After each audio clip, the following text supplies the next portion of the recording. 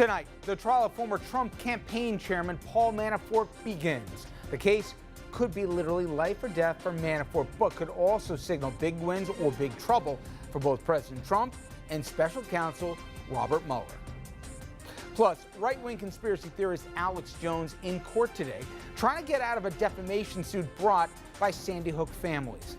We'll tell you the pain this man has brought to the families who've lost their children and analyze the case against him. And later, the TSA may be spying on you at your airport, and you don't have to be a terrorist suspect to get their attention. Just breaking a sweat could get you tailed. Should you expect some privacy or at least not be targeted at the airport? Evening, everyone, and welcome to RFL. I'm Richard French. Thank you very much for joining us. A busy and interesting Wednesday for the next 60 minutes. We're going to get to our legal panel in just a few moments, but we begin with a man in the Oval Office. And last night, he was back in campaign rally mode, complete with all the ugliness the events always seem to hold. This time, President Trump in Tampa, stumping for a gubernatorial candidate. The hall filled with supporters and conspiracy theorists, and like usual, they ate up what the Donald was serving, including this flat-out lie. The most popular person in the history of the Republican Party is Trump. Can you believe this? So I said, does that include Honest Abe Lincoln? You know, he was pretty good, right? First of all, who goes third person that casually, and who brings in Abe Lincoln into it? It would be unbelievably egotistical, narcissistic, use your word, if it were even true. But let's think about this. How many opinion polls do you think were really taken in the 1860s? Try Zippo. Trump also was cheered for another whopper relating to voter ID. Apparently a scandal, except no evidence it exists. But let me not digress. You get the feeling, listening to this, that Trump may not know what a supermarket is, much less how they actually work. The time has come for voter ID, like everything else. Voter ID. You know, if you go out and you want to buy groceries, you need a picture on a card. You need ID. You go out and you want to buy anything, you need ID and you need your picture. First off, I love that he's voter integrity here, Mr. Fan of Putin, but again, I digress. So if you listen to what he just said, you need an ID to get your Fruity Pebbles or a Coke.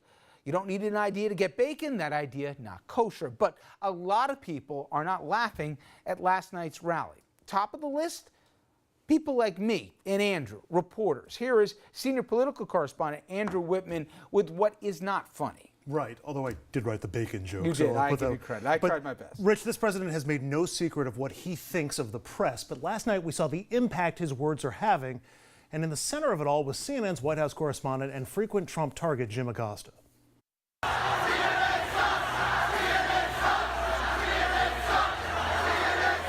And Wolf, just to give you a sense as to what's happening right now, you can hear there is a chorus of boos and other chants from this Trump crowd here in Tampa, Florida. They're saying things like CNN sucks, go home, and fake news. Wolf, obviously, all of those things are false. We're staying right here. We're going to do our job and report on this rally to all of our viewers here tonight. Wolf. Now, that outburst did not happen in a vacuum. Trump's followers, many of whom, by the way, stopped and calmly chatted with Acosta after the rally, suggesting they were either acting or possibly even being paid to heckle Acosta. But I digress. Trump's followers were following their leader and his long history of attacks on the press. As you know, I have a running war with the media. They are among the most dishonest human beings on earth. I called the fake news the enemy of the people, and they are. They are the enemy of the people. Media outlets like CNN and MSNBC are fake news. The press has become so dishonest that if we don't talk about it, we are doing a tremendous disservice to the American people. Tremendous disservice. We have to talk about it. Trump has had plenty of warnings about the impact his words are having and could have on journalists. The latest coming from New York Times publisher A.G. Sulzberger, who recently met with Trump. Sulzberger warning Trump about his, quote, deeply troubling anti-press rhetoric, which he calls not just divisive, but increasingly dangerous.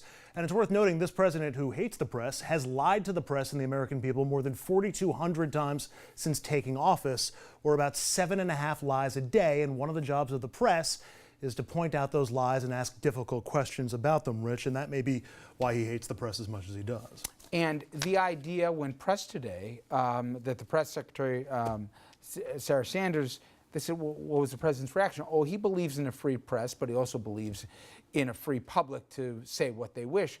Except the president retweeted some of the imagery of last night here. And he has more than just goosed it. He's aided and abetted this. Somebody's going to get really hurt. And again, yes, we have partisan press out there.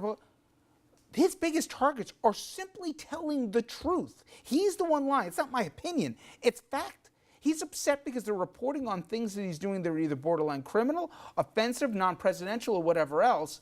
He doesn't like it, and he's ginning somebody else. And I don't want to be right here, but I'm telling you, Andrew, I got a really bad feeling somebody's going to get hurt, and the president's going to be the one pouring gas on the flame. And it's not even just on the national level. Yes, you get the things like what we saw with Jim Acosta at the rally last night, but I've seen a lot of reports from reporters and journalists around the country who say they're getting harassed and heckled at their local town hall, or covering a strike that's happening locally, or just in a regular bit of local news. And that's where things get potentially really dangerous. I mean, the people who are going into a Trump rally are going through a metal detector at least, and as long as they haven't 3D printed anything, we should be okay. But who knows what you're going to find out on the streets of Main Street, USA, when everybody's up to this fever pitch and have been told these people are your enemy. And the idea of a free press here, not popular in authoritarian places. So I think it's interesting and a little scary what's going on here. Next up, those immigrant children that are separated from their parents by this administration. Now, the White House says every kid is back with their parents, except for more than 700 kids they say did not qualify. Some, they say, can't be reunited because the parents have already been deported without their kids. Others facing criminal charges, so they're not reuniting those families. And some, the White House, they can't have any answers for. Now, those are only some of the horror stories, Andrew, because we believe there was an inevitability, because this was a policy without a plan, that when the courts and public outcry said you got to get them back together, they had no plan to ever do so. So doing it, they couldn't get their act together. And now we're hearing some really, really sad stories. Yeah, not only do we not know when every kid is going to be back with their parents, but it may be impossible for these kids to ever be made whole again. It's becoming more and more clear that these separations will and are having long-lasting and seriously damaging impacts on these kids and their families. Some are already paying the ultimate price for Trump's political revenge, including the family of a toddler who had been held at a center in South Texas. The young girl suffered from respiratory illness and reportedly died just after she was released from the center. ICE saying only that reports that a child died in ICE custody are false, because she died as soon as she was released. More horror stories, reports of detained kids facing torture and drinking toilet water, and a 6-year-old girl who reported being sexually abused while in custody. ICE then made the 6-year-old sign a waiver saying she understands that it's her responsibility to stay away from her alleged abuser while she's in custody. And even stories with comparatively happy endings are ending badly, like the mother who says her 5-year-old isn't the same since his detention ended. He went from playing games to playing a game of patting down and shackling migrants with plastic cuffs after spending time in a detention center. This in detention centers that Homeland Security Secretary Kirstjen Nielsen once compared favorably to summer camps for kids. The separation of families, the detention of kids, and the administration's seeming lack of preparation, the focus of a Senate hearing yesterday. Even Republican Committee Chairman Chuck Grassley laid into the Trump administration for the poor planning and execution of the policy. And that summer camp comparison, that guy, Connecticut Senator Richard Blumenthal, was having none of that. I think the best way to describe them is to be more like a summer camp. These individuals have access to 24/7 food and water. They have educational opportunities. They have recreational opportunities, both structured as well as unstructured. Are the children that you've seen really enjoying this experience, this summer camp-like experience? No way. You would never send your children to a detention facility. They are, in effect, incarceration facilities, not summer camps. Yeah, kids can go home from summer camp. Illinois Senator Dick Durbin calling for Nielsen to resign, tweeting it's needed in the name of the 711 lost children, the families that have been neglected by her agency, and common decency. Rich? It is shameful. I mean, this is not who we are. And that clown car that I saw testify, and I'll give credit to some Republican senators, said the right thing too here, where they said, what are you doing? You're doubling down on incompetency and callousness, trying to compare this. And when they asked him, raise your hand if you'd be willing to send your kid this summer to this facility, not one of them did.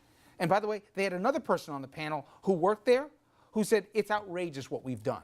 And he at least, I'm sure he doesn't have a job now, but he at least, put some truth to words. And it's worth reminding people at home, because this has been in the news for a while and we forget how it all began. Yeah, we had detained kids before who would cross the border by themselves unaccompanied during the Obama administration. The Trump administration changed the policy to make sure that these families who were intact when they crossed the border would be separated only once they got here. Why? To try to discourage them from coming and to penalize the families who crossed the border. I'm not saying they all should be able to come and stay just because you cross the border. They were coming here seeking asylum. If you want to hear horror stories, listen to what they were fleeing. And this is what we say to them? Okay, all right. Andrew, thank you very much. All right. When we come back, there's huge legal issues today to do with the Russia investigation. We turn to our legal docket. Case number one, the trial of Paul Manafort. Will he go to prison? Will he flip on Trump? And how important is the Manafort trial for both the president and special counsel Robert Mueller?